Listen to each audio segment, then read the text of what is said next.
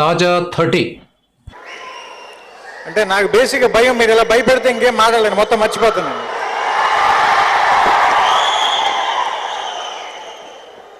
నేను జల్సాలో ఒక డైలాగ్ రాశాను, ఏంటంటే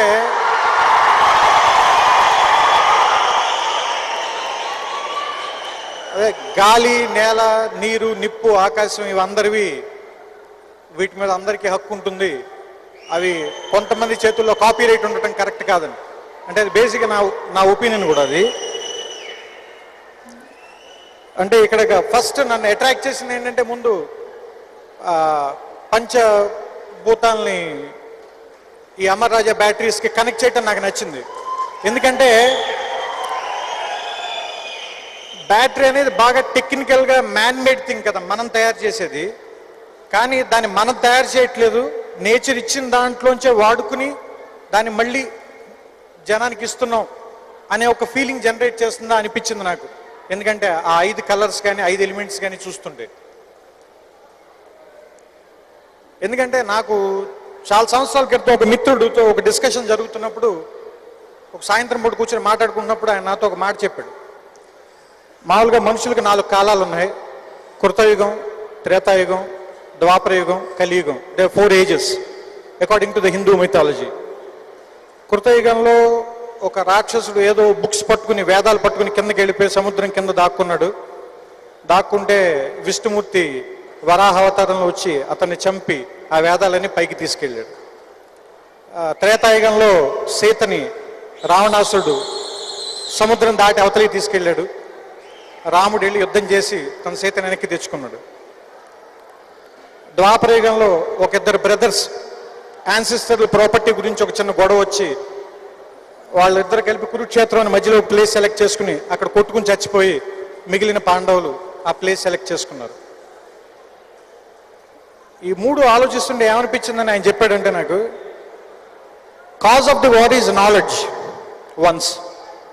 జ్ఞానం కోసం పోరాటం జరిగింది. త్రేతాయుగం వచ్చేసరికి కాజ్ ఆఫ్ ది వార్ కొంచెం తగ్గింది. ఒక అమ్మాయి, సీత అని ఒక అమ్మాయి కోసం కొట్టుకున్నారు. థర్డ్ ద్వాపరయుగం వచ్చేసరికి కాజ్ ఆఫ్ ది వార్ ఇంకా చీప్ అయింది, ఒక ల్యాండ్ గురించి కొట్టుకున్నారు. ఇప్పుడు కలియుగంలో కాజ్ ఆఫ్ ది వార్ ఏంటి, దేని గురించి కొట్టుకుంటాం? కలర్తో ఉన్న ఒక నోటు గురించి కొట్టుకుంటాం. దాన్ని కొంతమంది రూపాయి అంటారు, కొంతమంది డాలర్ అంటారు, కొంతమంది రెన్మిన్బే అంటారు. సో అలాగే వార్ జరిగే ప్లేస్ ఒకప్పుడు ఎక్కడి నుంచో కింద సముద్రంలోకి వెళ్ళి కొట్టుకున్నారు. త్రేతాయుగం వచ్చేసరికి ఒక సముద్రం దాటితే సరిపోయింది. కలియుగం, ద్వాపరయుగం వచ్చేసరికి 2 ప్లేసెస్కి మధ్యలోనే ఒక ప్లేస్ సెలెక్ట్ చేసి కొట్టుకున్నారు, కురుక్షేత్రంలో. సో వార్ ఫీల్డ్ కూడా దగ్గర అయిపోతుంది. సో ఇప్పుడు వార్ ఫీల్డ్ ఎక్కడుంది? విత్ ఇన్ మనలోనే ఉంది. మనం ఒక తప్పు చేస్తాం, డబ్బులు సంపాదించడం కోసం, లేదా పేరు సంపాదించడం కోసం, లేదా ఇంకోటి ఏదో గెలవటం కోసం అబద్ధం చెప్తాం. తర్వాత మనమే దానికి గిల్టీగా ఫీల్ అవుతాం, మనలో మనమే సంఘర్షణ అనుభవిస్తాం, మనతో మనమే కొట్టుకుంటాం, చివరికి మనమే చచ్చిపోతాం. సో ఇప్పుడు వార్ ఫీల్డ్ దగ్గరకు వచ్చేసింది, మన లోపల దాకా వచ్చేసింది. ఇలాంటి సమయంలో విలువలతో వ్యాపారం చేయటం అనేది చాలా కష్టమైన విషయం. ఎందుకంటే వాల్యూస్, బిజినెస్ 2 పూర్తిగా ఆపోజిట్ సైడ్ వెళ్ళిపోయాయి. ఒకప్పుడు 2 కలిపి చేయటం కుదిరేది, ఇప్పుడు కలిపి చేయటం కుదరదు. ఆ కలిపి చేసే ప్రయత్నం చేస్తున్నందుకు నాకు ఈ అమర్ రాజా బాగా నచ్చింది.